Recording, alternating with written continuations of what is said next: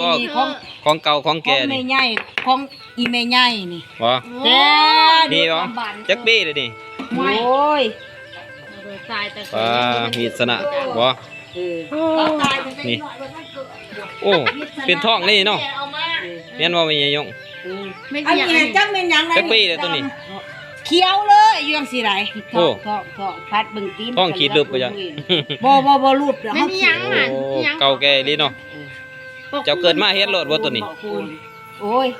จักเห็นบ่เห็นแด้หำจน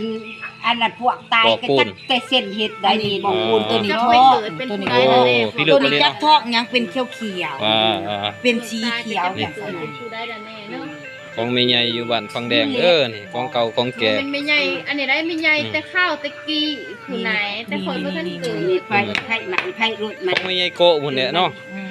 จนมัน อืม อันนั้นเท่าไหร่แม่ใหญ่ นี่ เซาแม่เอามันเอฟนี่เอฟมันนี่เอฟบอกเขานี่ดิกระปา เป็นท้องเนาะ คือแล้วแม่คันแล้วตา เป็นท้องเหลืองเนาะตัวนี้เนาะ ตะกี้เรา ตัวนี้ ออกสีเหลืองโอ้ ตัวนี้จ้าไม่ยังหันเป็นเขียวทุ่มจังสิ อืม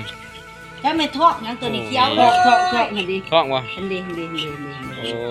ทอกหันเป็นเขียวไม่ทอกเขียวหันเดทอกหันดิ มันดนไรเนาะ